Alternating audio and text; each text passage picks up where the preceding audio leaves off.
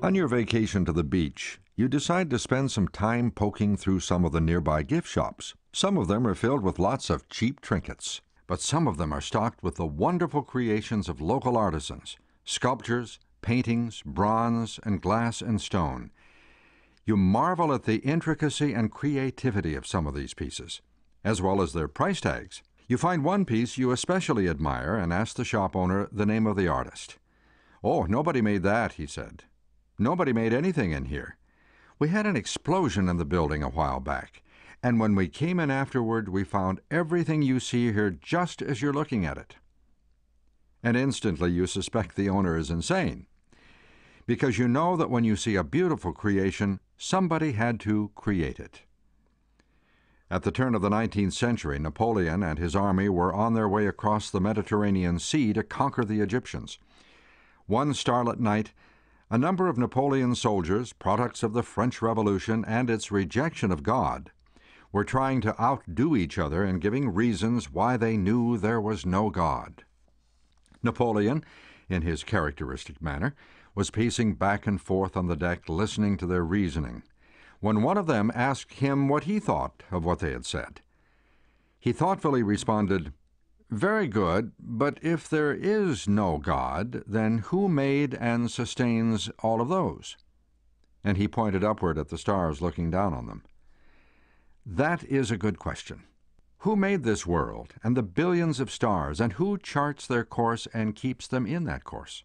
Many gods have been worshipped by people throughout the ages, and people worship many different gods today: Buddha, Mohammed, Shinto, Satan, the gods of the Hindus, and others. Their followers each claim that their God is the only true and supreme God in the world. And many have been taught that God is not the creator of all that we see. They believe instead in what Darwin taught, a theory called evolution, that teaches our children that the world and the cosmos came into being through a series of changes that took place over billions of years. This theory of origins teaches that once the first cell was formed, that through many biological and geological changes, the marvelous universe came about. Blind chance and miraculous changes account for the intricate universe that we see about us. Can all of this miraculous universe be simply a product of changes in nature, not guided by any supreme intelligence, but just happening randomly here and there? As we examine the intricate design of almost everything we see on this earth and in the universe, we must conclude that there is an intelligence at work in the creation and sustaining of life on this earth. The whole world was excited to see the amazing feat of the first space shuttle flight. They saw the rocket ignite, and then the supporting mechanism fall away as the mighty power of the engine lifted the vehicle heavenward.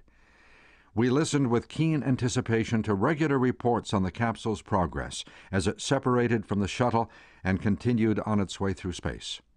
Radio messages from the astronauts and their detailed descriptions reminded us of the years of research and planning that had been necessary to build and launch the Columbia, thrusting it into space and safely returning it to Earth. Had anyone watching the Columbia during her flight declared that the whole project was the result of blind chance, he would have been labeled insane. As we look at the heavens and realize that the numberless stars above are guided in their assigned orbits with such precision that astronomers can predict the exact location of each heavenly body years into the future, we begin to realize that a master intelligence obviously has been involved with the design, creation, and control of the complex universe in which we live. That master designer is God. Let's find out more about him. Where should we start in this search for the handiwork of God? Let's see what the psalmist had to say about the way man was created. "I will praise you, for I am fearfully and wonderfully made. Marvelous are your works." Psalm 139:14. The design of the human body demands the existence of a designer. Have you ever wondered about all that's involved in the simple act of seeing? Scientists tell us that the delicate engineering of the eye's cornea and lens make the most advanced camera seem like a child's toy by comparison. The tiny rods and cones in the eye change light into electrochemical impulses through processes even the most sophisticated laboratory can't reproduce. Brain cells transform these electrical impulses into the miracle of seeing. something no high-tech computer can come close to doing. Darwin once stated that the thought of the eye and how it could possibly be produced by natural selection made him ill. And here's why. The human eye could not have evolved over long periods of time, because it is absolutely useless unless complete. The lens which focuses light would be useless without the retina, which senses light. Vision involves a complete system of organs, all interrelated, all thoroughly designed.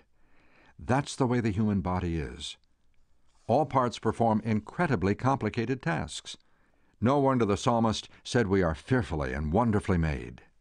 You probably remember what God had to say about the origin of man. Let us make man in our image, according to our likeness. Genesis 1:26. It was an all-wise, caring God who gave man those two eyes to help him in seeing the wonders of his Creator.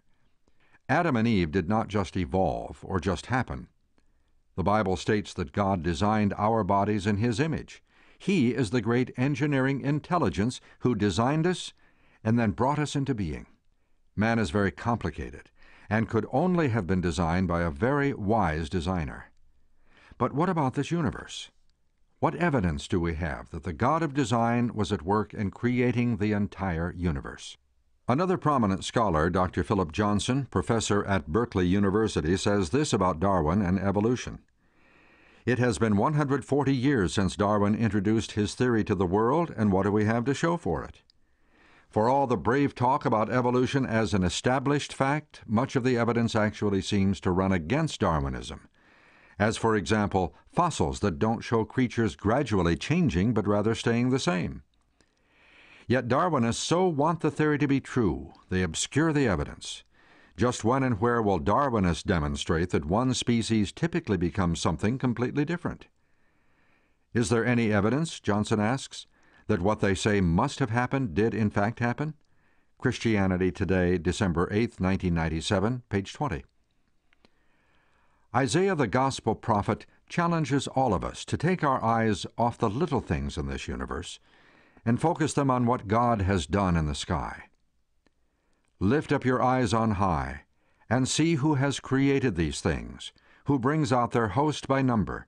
He calls them all by name. By the greatness of His might and the strength of His power, not one is missing. Isaiah 40:26. Before the invention of telescopes, man counted the stars he could see with his naked eye and concluded there were exactly 5,110 stars. No more. But for centuries the Bible had stated, the host of heaven cannot be numbered. Jeremiah 33:22.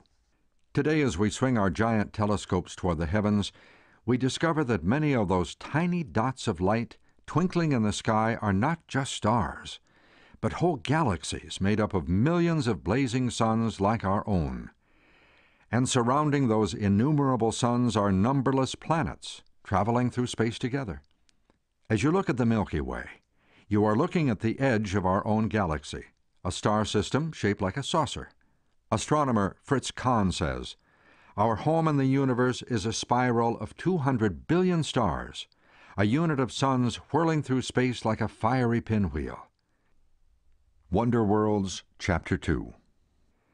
Every 24 hours our galaxy travels 1.5 million miles through space at more than 66,000 miles per hour. Feel a little tired? The huge 200-inch Hale reflector on Palomar Mountain can see as many as 1 million galaxies inside the bowl of the Big Dipper alone. National Geographic. And the Super Hubble telescope has been able to make even the above statistics obsolete. The discoveries made by this telescope have cast serious doubts on the scientific guesses made in the past years. Scientists have now detected light that started on its way through space 38 billion light-years ago, which only proves that just as time is endless, space has no limits. Inconceivable? So it seems.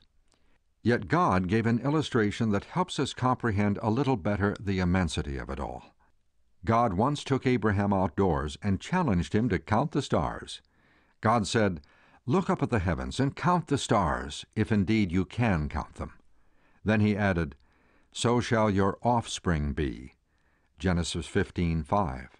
Recently, an astronomer said that if you could count all the grains of sand on all the seashores in the world, you would have approximately the same number of grains of sand as there are stars in the heavens. The next time you're at the beach, try counting a bucketful of sand. Better allow plenty of time.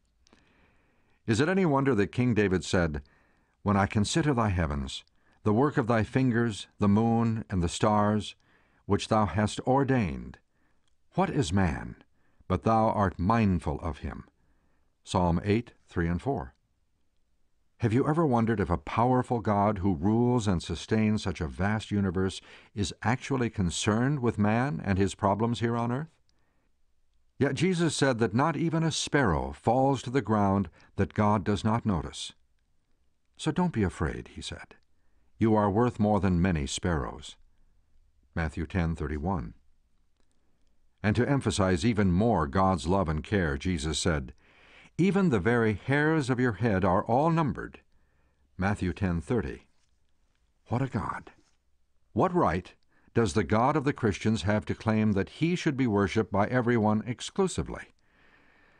The God of the Bible and Christianity claims that he is entitled to our worship and devotion because he is the Creator God. If he is what he claims, and he is the Creator, then he does deserve our worship. When John the Revelator was in vision on the Isle of Patmos, he was shown a scene in the heavenly throne room. Notice what he saw. The 24 elders fell down before him who sits on the throne, and worship him who lives forever and ever, and cast their crowns before the throne, saying, "You are worthy, O Lord, to receive glory and honor and power, for you created all things, and by your will they exist and were created." Revelation 4:10 and 11. These elders before the throne of God are praising and worshiping him because he is the Creator. This is the same reason we should worship the God of heaven above. He is the one who made the world and all of us. But you say, what evidence do we have that he is the Creator? God himself tells us that there is evidence all around us that he is our Maker. In Romans 1:20, his eternal power and deity have been clearly perceived in the things that have been made. Since creation, there has been evidence in the creation that God is the maker of all these things. When Robinson Crusoe discovered fresh footprints in the wet sand, he knew there was another person on the island, even though he had not seen the person. If one print of a bare foot in the sand is absolute proof of the existence and presence of a human being, what are we to think when we see the prints of the Master's shoes, as John Bunyan calls them, covering the whole world? Does God exist? Page 5. The Father was not alone in his work of creation. The Bible tells us about his partners. In the beginning was the Word, and the Word was with God, and the Word was God. He was in the beginning with God. All things were made through him, and without him nothing was made that was made. And the Word became flesh and dwelt among us. And we beheld his glory, the glory of the only begotten of the Father, full of grace and truth. John 1:1-3 and 14.